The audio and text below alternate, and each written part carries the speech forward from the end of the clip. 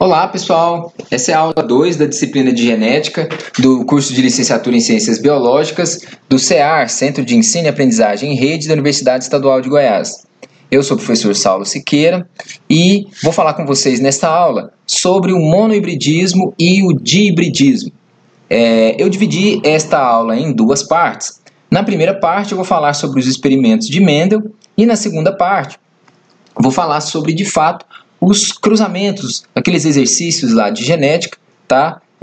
Relacionados ao monohibridismo e ao dihibridismo, que são formas aí de análise de cruzamento com um ou dois genes no mesmo cruzamento, ok? Vamos lá para esta aula. Nos seus experimentos, então, Mendel, né, tem uma fotinha dele aqui, representando a imagem dele. Mendel trabalhou com uma planta chamada ervilha de cheiro, e o nome científico dela é Pisum sativum. Esta planta, Mendel foi bastante feliz em trabalhar com ela, porque ela tinha características bem interessantes que facilitaram muito e tornaram seus experimentos bastante robustos, bastante bem feitos e que serviram para a comunidade científica, na época, reconhecerem os seus experimentos como válidos e que determinaram a base da genética que nós conhecemos atualmente, que por isso é chamada de genética mendeliana. Quais as características dessa planta que eram interessantes, que foram interessantes para os experimentos de Mendel? Era uma planta de fácil cultivo. Mendel não tinha muito problemas para fazer o cultivo dessa planta, ele cultivava em vasos, e ela também tinha um curto tempo de geração, desde o plantio das sementes, tá, até elas chegarem na fase adulta de reprodução.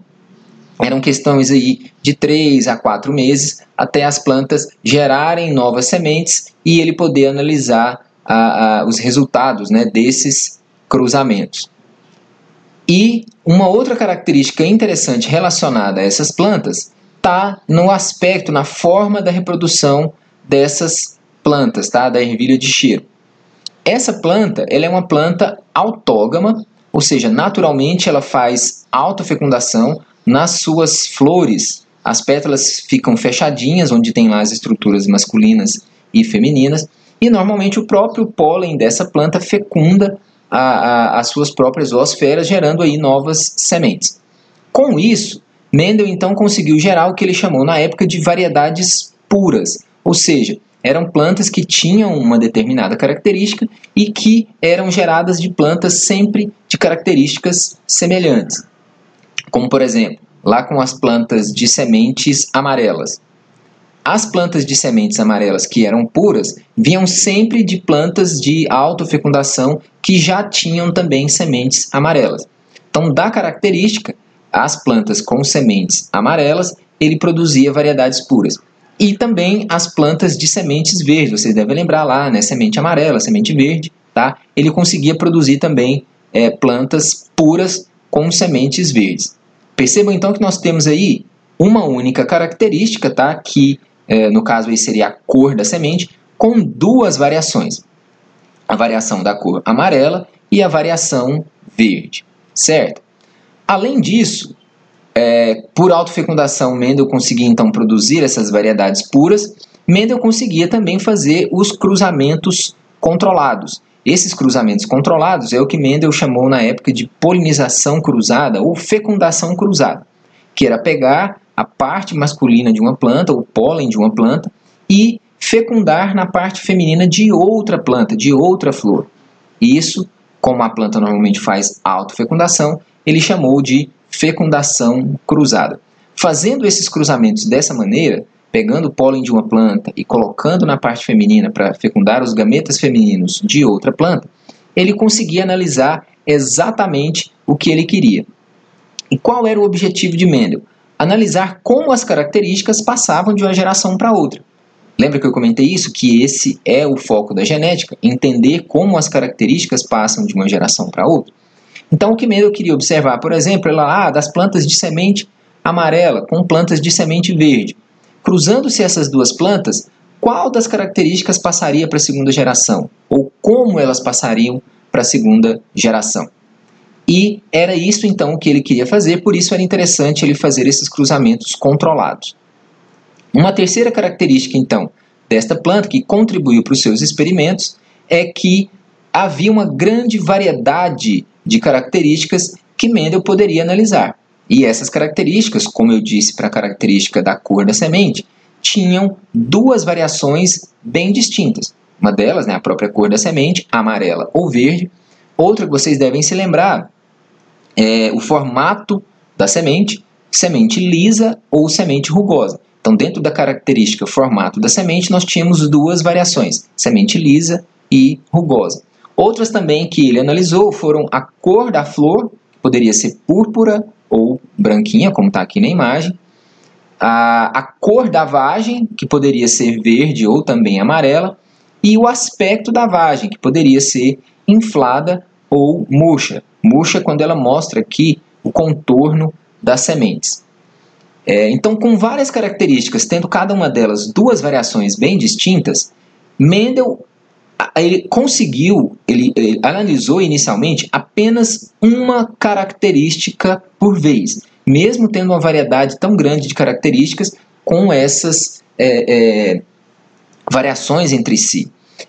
Então, para fazer experimentos bem feitos, inicialmente Mendel analisou uma característica por vez. Analisando uma única característica é o que nós chamamos então de monohibridismo. Nos experimentos, então, como eu comentei no slide anterior, a forma de análise de cruzamentos entre indivíduos era por polinização cruzada, passando pólen, né, de uma planta, da parte masculina de uma das plantas, para a parte feminina de outra planta e vice-versa. Dessa forma, Mendel queria estudar, então, a característica dos genitores, analisar as características dos genitores, como elas estariam presentes nos descendentes. Dessa forma, Mendel fazia então o que nós chamamos de cruzamento recíproco. Tá? O pólen da planta A era usado para fecundar os óvulos da planta B e também o pólen da planta B usado para fecundar aí os óvulos, né, ovócitos ou ósferas da planta A.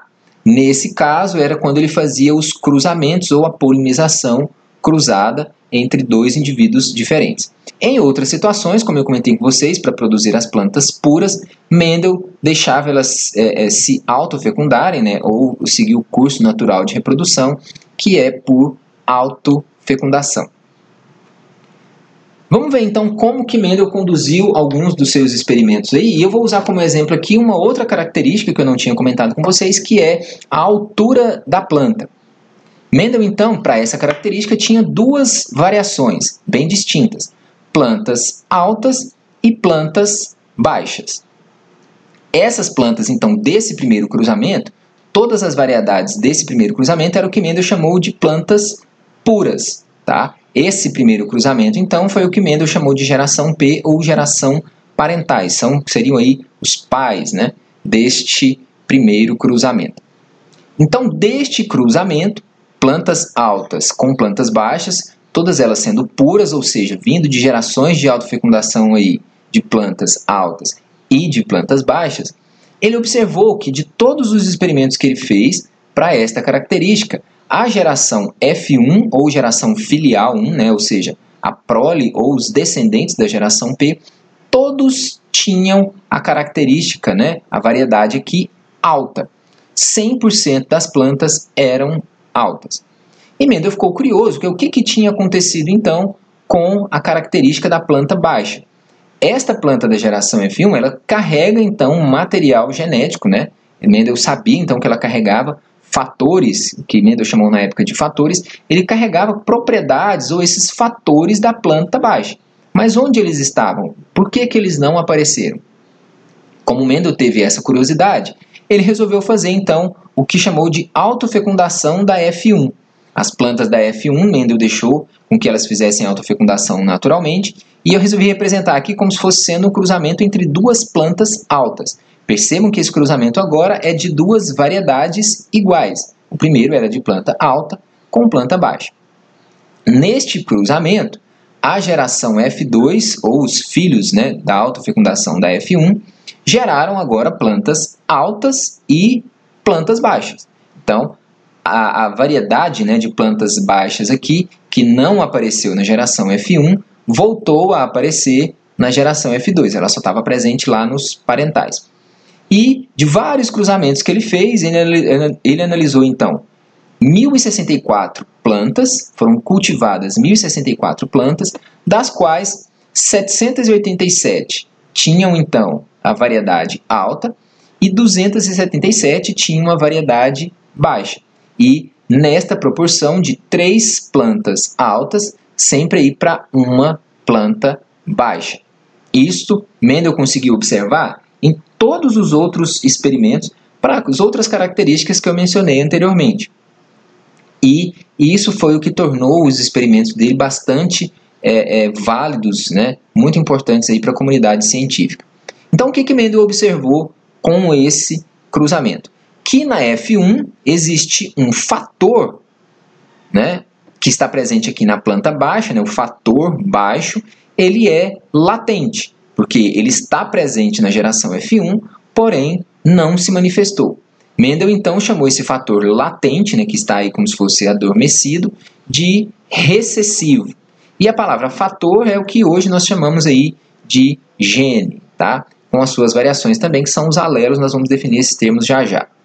Então, Mendel conseguiu determinar com esse experimento que existe uma das variedades aí que tem uma propriedade recessiva.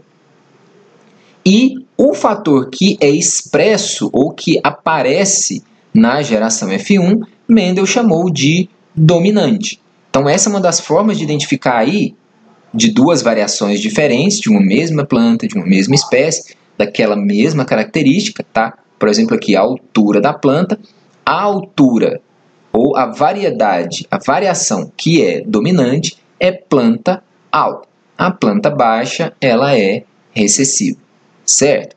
No próximo slide, então, eu vou mostrar aqui para vocês já usando as letrinhas. Aquelas letrinhas lá, azão, azinho, aqui eu vou usar a letra D, para representar, então, o que Mendel observou com este experimento. Como as plantas da primeira geração, da geração P, geração parental, eram puras, Mendel quis dizer com isso que os seus fatores, ou os genes, para esta característica, eram iguais. Ou seja, eles tinham duas variedades iguais.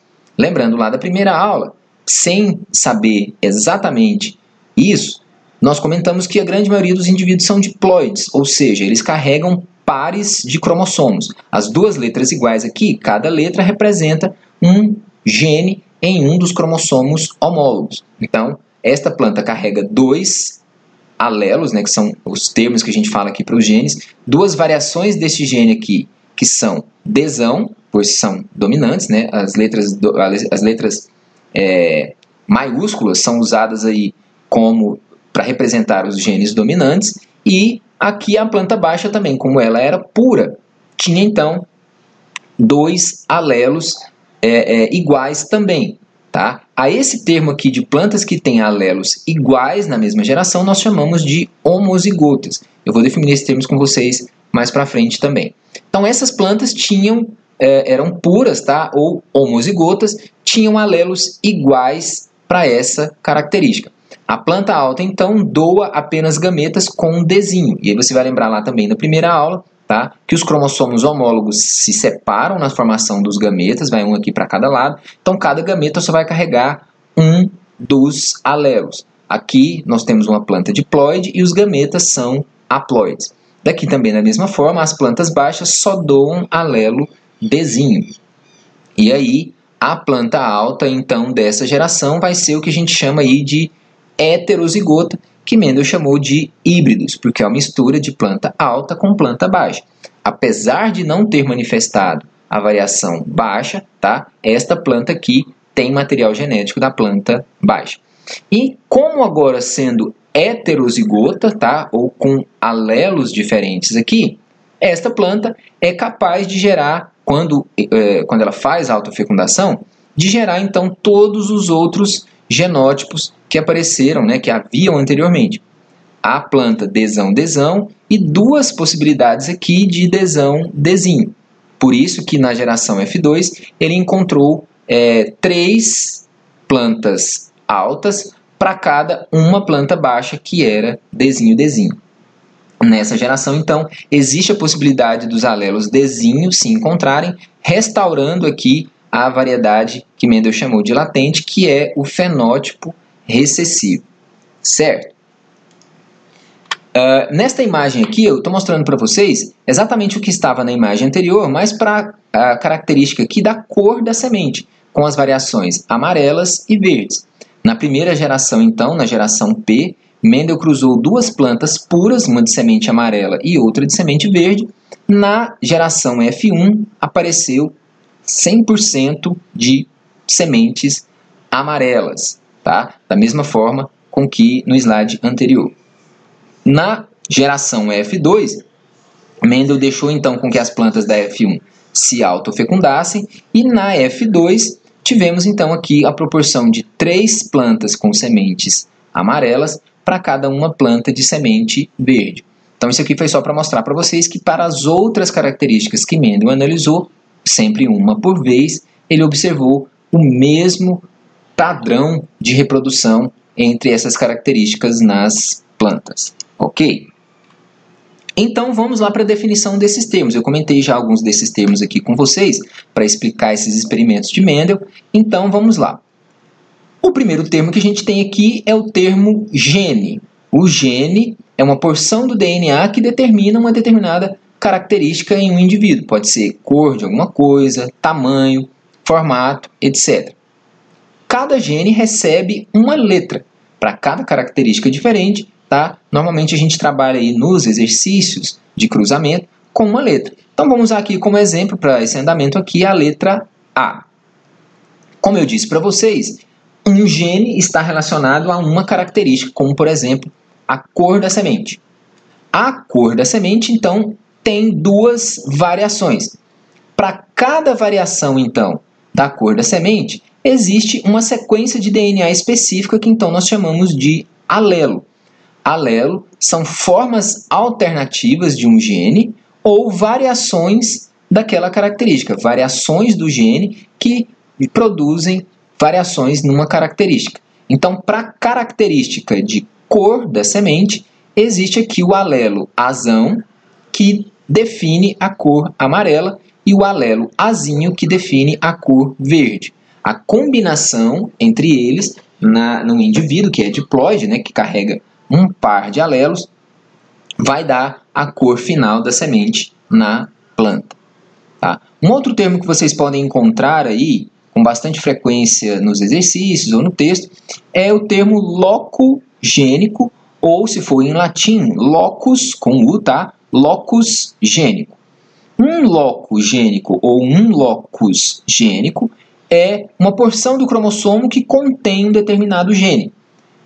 Nós vimos na aula anterior que o cromossomo é uma grande molécula de DNA que está enrolada, compactada, e uma grande molécula de DNA contém vários genes.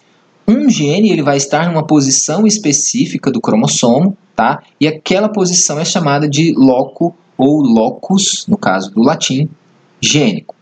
O plural de loco, no termo aqui em português, aí é locus, com S no final, e o plural de locus gênico do latim é loci. Então, vocês podem encontrar aí locigênico em alguns textos, tá? É o plural de locus com U do latim. O termo, então, agora, genótipo. Então, um indivíduo, ele carrega um par de alelos. E o seu genótipo, tá? São os genes ou os alelos que aquele indivíduo possui para aquele determinado gene. Então, por exemplo, aqui, para o gene A, cada indivíduo pode ter um tipo de genótipo. Se ele tiver 2 alelos azão, ele vai ter o genótipo azão-azão. Se ele tiver um alelo azão e outro azinho, ele vai ter o genótipo azão-azinho. E aqui também o mesmo para o genótipo azinho-azinho.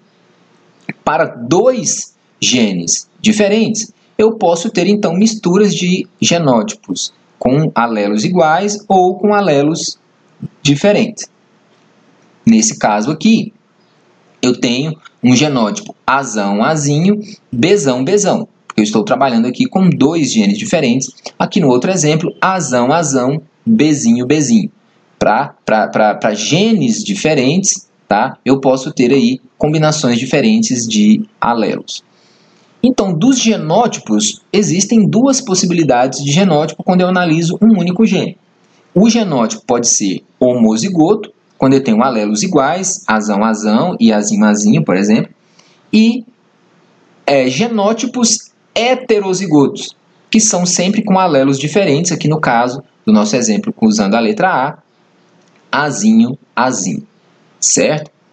E temos também agora o termo fenótipo. O termo fenótipo é o aspecto físico dado por um determinado genótipo. Por exemplo, seguindo a linha aqui do que nós estamos falando, que é da característica da cor da semente, o fenótipo amarelo ele pode ser dado pelos genótipos azão ou azinho, já que o alelo azão, que determina aqui cor amarela, ele é dominante sobre o alelo azinho. E o fenótipo verde, tá? Ele é dado somente pelo genótipo azão. Vamos seguir com os termos aí. Alguns acho que vocês já conhecem e também já entenderam, né, do início dessa aula, mas o outro aqui na sequência é dominante. É um alelo ou até um fenótipo aqui, tá? Que oculta a expressão do outro. Como que eu sei que um determinado alelo ou fenótipo aqui ele é dominante? É aquele que vai aparecer no heterozigoto, já que os homozigotos, como carregam alelos iguais, vão apresentar apenas o fenótipo dado por aquele alelo. Então, o genótipo dado do heterozigoto, né, o genótipo do heterozigoto, é quem vai definir qual é o fenótipo ou o alelo dominante. O alelo recessivo é aquele que não apresenta sua característica na presença do dominante, ou seja, no indivíduo heterozigoto, ele não manifesta, não aparece a característica, né, o fenótipo daquele alelo. O recessivo só vai aparecer em um dos homozigotos, no caso aí azinho, bezinho, sempre que o genótipo tiver dois alelos recessivos. Outros termos aí, parentais, tá? São os genitores ou os pais de um cruzamento. Geralmente, a geração parental é de indivíduos com fenótipos diferentes e que são homozigotos, né? Os puros que Mendel falou. Temos aí o termo F1, que é a geração filial 1, que são os filhos ou os descendentes do cruzamento dos parentais. E chegando, né, no objetivo dessa aula aqui, quando se analisa uma única característica em um cruzamento, como por exemplo, cor da semente, eu chamo de cruzamento monohíbrido ou monohibridismo. Tá? Então, no caso aqui de analisar apenas um gene com dois alelos, tá? No caso azão e azinho, tá? Mas um único gene e uma única característica é um cruzamento monohíbrido. Obviamente aqui, cruzamento dihíbrido é quando duas características são analisadas em um mesmo experimento. Então, eu posso analisar a cor da semente e a altura da planta em um mesmo experimento, só que agora com dois genes diferentes, cada gene com o seu alelo. Daí nós temos o termo, então, monohibridismo e dihibridismo. Bom, esse é o fim da parte 1. Espero que tenha ficado claro para vocês. Em caso de dúvidas, voltem, vejam a aula aqui, né, com bastante calma. Vejam no material, lá nos livros, estudem direitinho. Tirem dúvidas, tá, pelo ambiente lá do site da disciplina. Bons estudos para vocês e até a parte 2 desta